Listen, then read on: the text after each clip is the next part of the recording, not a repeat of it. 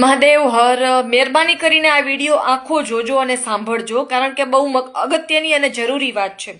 મને શિવનો સાક્ષાત્કાર થયો છે અને શિવે મને પ્રસન્ન થઈને વરદાનમાં આપ્યું છે કે હું નરેન્દ્ર મોદી પછીની વડાપ્રધાન છું. અને એને સાર્થક કરવા માટે શિવે મને બીજું વરદાન આપ્યું છે કે હું ટાઈમમાં રિવર્સ જઈશ. તો નમસ્કાર મિત્રો, સ્વાગત છે તમારું અમારી યુટ્યુબ ચેનલની અંદર ને આજના સૌથી મોટા સમાચાર.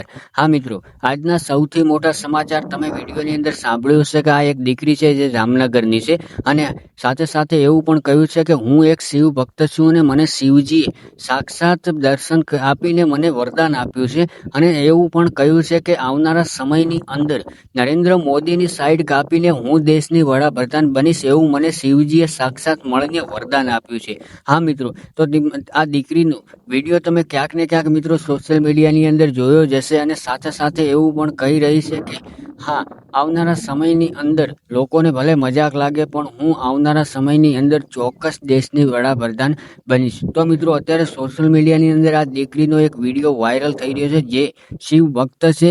જેમ શિવજીએ રાવણને વરદાન આપ્યું તો એવી રીતે મિત્રો આ દીકરીને પણ શિવજીએ સાક્ષાત મળીને વરદાન આપ્યું છે એવું સોશિયલ મીડિયાની અંદર ક્યાંક ને ક્યાંક જોવા મળી રહ્યું છે.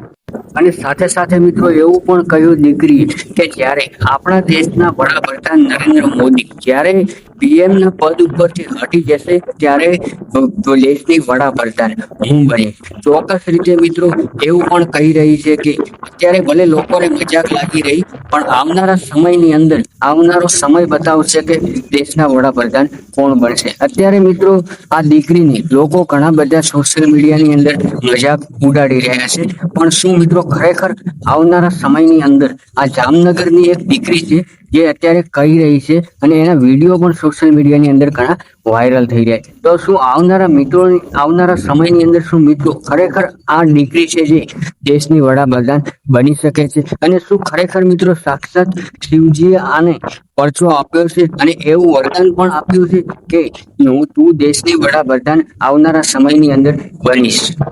તો શું મિત્રો ખરેખર આવનારા સમયની અંદર આપણે જોવાનું રહેશે કે આ વાત શક્ય બની શકે છે કે નહીં બની શકે. મિત્રો તમે પણ અવશ્યથી અવશ્ય કોમેન્ટ કરીને જરૂરથી જણાવજો અને જો મિત્રો ચેનલ ઉપર પહેલી વાર આવ્યા હો તો ચેનલને સબસ્ક્રાઇબ અને વિડીયોને લાઇક કરી